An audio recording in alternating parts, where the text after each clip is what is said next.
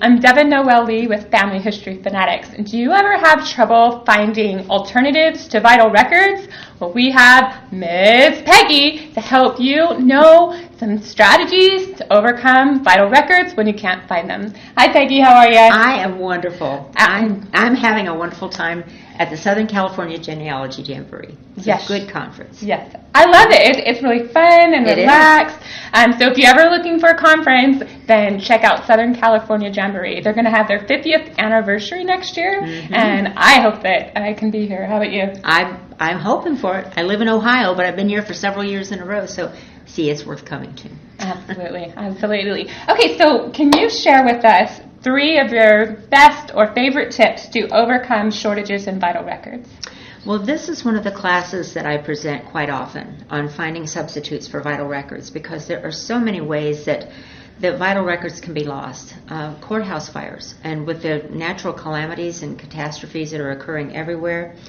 I read a blog just not too long ago about how Family Search is really struggling to get ahead of record loss, because one of the books that they opened up had termites running out of it, trying to find another place to go to hide like that. Would you like to be the who had that book? Okay. I didn't mean to interrupt, but I got the heebie-jeebies. Get off of me. And I would be there with a hazmat suit. That's probably what I would be. But I've also seen things that one of the presentation slides that I have is a record book from, I believe, the 1400s. And it shows where a cat walked across this book, and it's got cat tracks. What is it with cats? they get up on your laptop, they get up in your records and everything, but his paw print is probably right over where one of your ancestors is. Oh, no. So those are some things that are really tough to conquer when there has been loss, and you just don't see much hope of restoration of that.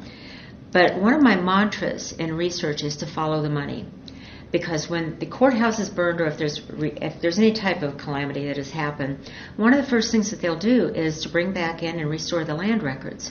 Because that's a good thing that brought all of our people to the Americas anyhow, and a lot of people around the world that had a push and pull of anything. They wanted land. They wanted a property to call their own. So they will restore those, maybe not the marriage records, maybe not the vital records, maybe not anything else, but the land records will be there. So my mantra is follow the money. Tax records, anything like that can lead you to that. Another thing would be to just really focus on that entire county. Okay. If there is record destruction, you can look on Wikipedia, do a regular Google search for counties with more than one county seat. Because sometimes there's a possibility that there were more than 2 county seats in the same county. Lee County, Iowa is one of those, where there is a north courthouse and a south courthouse. So when you hear a courthouse has been destroyed, that doesn't mean that maybe the other one wasn't. I would look for both of them like that. The other thing is to go branch out in all directions. One of the areas where my people lived was destroyed by courthouse fires twice. And by my father's family, as a matter of fact. It's Kentucky justice is what it is. And so as I was trying to work on becoming an accredited genealogist, somebody said to me, well, Peggy, why don't you try looking at school records? And I'm like, you've got to be kidding. These people burned down the courthouse. But sure enough, I looked, and under the county records on Family Search, there were school records. I ordered in the 3 microfilms, and there was my family, giving the parent or the guardian, and then it would give the name of the school child and their actual birth date, the whole date, how many years they'd been in school. It told me more than a census record would have ever told me. So. That's amazing. Yeah. I indexed Oklahoma school records for Family Search, and I did find them fascinating. Oh, they are. So I'm hoping someday they'll have Ohio school records that are easily accessible. I'm kind of one of those that if my kids finally leave the house, then I can do some more traveling to research. So I'm an advocate of online research, but we all know it's not online. But someday maybe. Well, I don't know. I know. It's so much fun to go and to actually stand where your ancestors stood, to see the things that they saw. I stood in an area not that long ago where one of my grandfathers had been murdered by Indians at the end of the Revolutionary War. And I found his grave marker. And as I stood there, we stood there 200 years to the day after he was murdered. And as I stood there and looked around, I don't think that any of the trees were 200 years old, but the mountains were. The sky would have been, the same sky. Yeah. There was a creek there. I'm not sure that the creek would have been running in the same direction or the same course, but there might have been there. But I saw everything that he saw as he took his final breath. There's something about standing where they stood, or in his case, laying where he was laying, like that just brings it a little bit more real, more than just statistics on a piece of paper. Right. It makes them real. And what I also find out, I know we're kind of going a little bit bonus material here than what you bargained for, but that's what I love about Peggy. She gives you more than you ask for.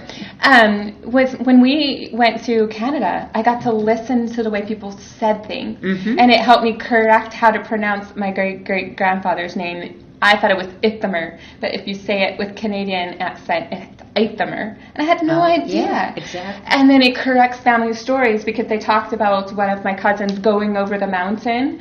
There's not a mountain in Ontario near the Niagara Falls, but there's this big, huge hill. So if you're walking it, that's probably a mountain. But if you've ever seen the Rockies or the Sierra Nevadas or whatever, that wasn't a mountain that I saw. But it helps explain the family stories, like you said. You get the emotion of being there, but then things make sense better sense.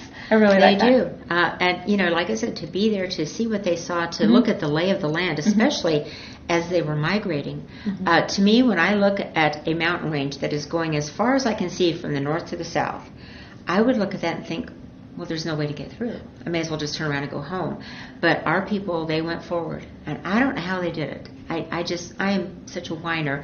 I whine driving across the country in an air-conditioned car with rubber tires, and a windshield. And something to entertain you. I know. Air conditioning or heat or whatever I need. But they just bounced along, and I will be forever grateful. So I'm appreciative of what they saw and what they did to give me what I can enjoy today. Absolutely. Well, Miss Peggy, how can people get a hold of you outside of this video and leaving comments below for anything you're curious about with those vital records? Leave a comment below and Peggy will check in and answer them for you. I will. But outside of YouTube, how can we get a hold of you?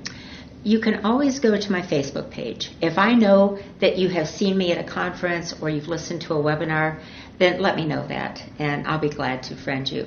My email address is misspeggy55@gmail.com.